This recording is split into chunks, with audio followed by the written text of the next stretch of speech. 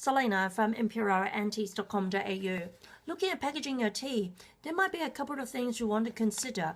It's not only about cost, obviously, because if you look at your competitors or the market that you're shooting for, if you're going for weekend markets versus, a high-end beauty spa, the look of your packaging is going to, really make it or break it for you in some degree. Like for example, tins are not cheap, but they give you a very nice boxed look. That is pretty robust, and if you are selling it to gift store, deli, that sort of thing, this is probably a packaging that you need to consider. But you're going to add a couple of dollars to your packaging, even for this 50-gram tin. The most popular packaging is actually the zip pouch, and the most popular size for us is 50 grams. Now this is a typical bag that we actually fill 50 grams in, but it doesn't have to be this size. It really depends on your tea. If your tea is very light and fluffy like chamomile and petal things, you probably need to go for a bigger bag. Just give you a bit of a, let me actually do it like this.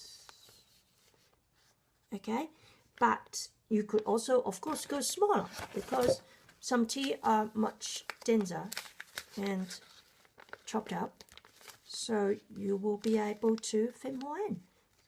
So this is actually our 50-gram pouch, but the reason why I said this is actually most typical is because nowadays a lot of custom packing we're doing has got a good large proportion of herbs, and herbs typically take a bit more room.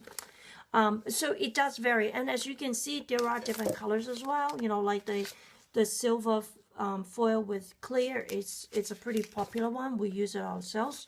As I mentioned, the natural brown paper one is very popular as well. Black, yeah, I mean, it's a bit passé now, but some people still like it. And you can certainly get matte or glossy. The reason why we try to avoid matte or talk you guys out of it is simply because it's not very scratch proof. In fact, my one is already scratched. Through transportation, there's a good chance it's going to be scratched. So have a think about that. And they do come in different colors. There's the gold as well. And of course, you can also go for the clear plastic bags. So this is our typical one that has got a thicker plastic to it. So the thickness of it is going to help to keep the smell inside, and of course the freshness. They're not vacuum sealed. We don't do vacuum seal because some of the tea, it's just a bit too brittle. We don't really want to crush them through the vacuum process. And of course there's a good old plastic bag as well.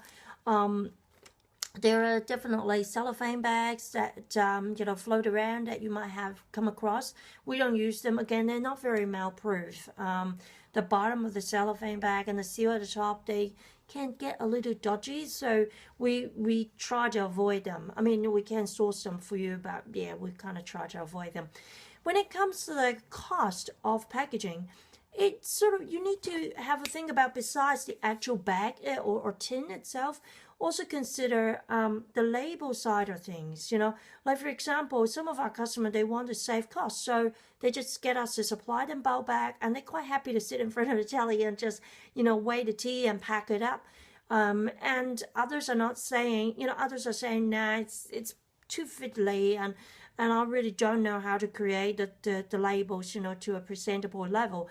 So if you think about that sort of thing, then it's probably more economical for us to do the whole thing for you, save the hassle, and you don't need to go and ask council whether you can pack tea at home or whatever.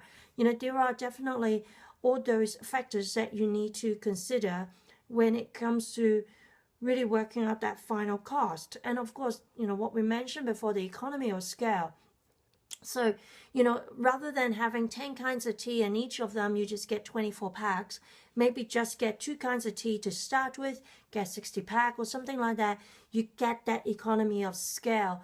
Build that up, get used to your business, get used to how to promote your business, then start opening up the range, expanding it. So I hope this is useful to you, just a little short one. If you have any question, of course, give us a shout. Use the contact us form on our website. And if you like this video that you have found useful, please do like it, so that gives us a bit of feedback on, what kind of topic you are most interested in. And I'll catch you next time.